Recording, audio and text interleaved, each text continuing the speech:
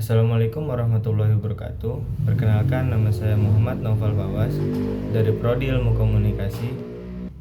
Di sini saya akan membahas buku yang berjudul Sejarah Dunia yang Disembunyikan yang ditulis oleh Jonathan Black. Kenapa saya membahas buku ini?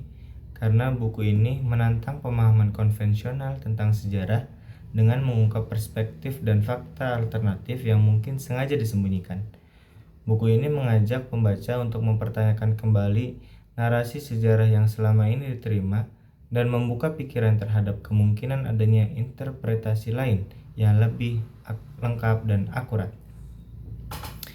Black membahas misteri dunia, mulai dari mitologi Yunani dan Mesir kuno hingga cerita rakyat Yahudi yang seringkali diragukan kebenarannya.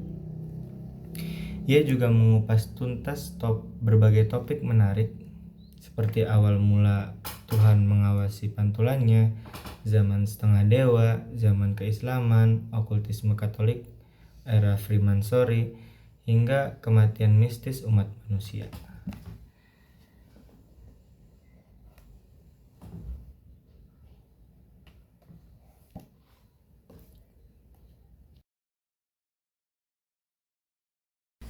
Teman-teman pernah nggak sih bertanya kenapa sejarah kita yang pelajari terasa begitu rapih?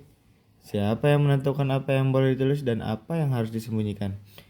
Di balik lembar-lembar buku sejarah yang kita kenal, ternyata ada buku-buku sejarah lain yang tidak pernah sampai ke tangan kita. Buku-buku yang membicarakan perlawanan yang dilupakan, tokoh-tokoh yang dihilangkan, dan peristiwa yang sengaja dikubur. Coba kita mundur jauh ke masa yang lalu. Pernahkah kalian dengar tentang Library of Alexandria?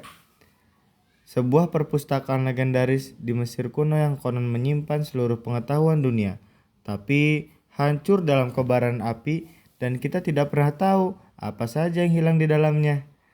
Atau mungkin kita bicara tentang sejarah di Indonesia sendiri. Apakah kalian tahu siapa sebenarnya yang pertama kali mengibarkan bendera merah putih? Apakah kita tahu bahwa sejarah perjuangan tidak hanya milik segelintir tokoh, tapi juga para petani, buruh, ibu rumah tangga, bahkan anak-anak kecil yang tidak disebutkan namanya. Buku-buku itu ada, pernah ditulis, pernah dibaca, tapi kemudian dilarang, dibakar, dan dihapuskan dari ingatan.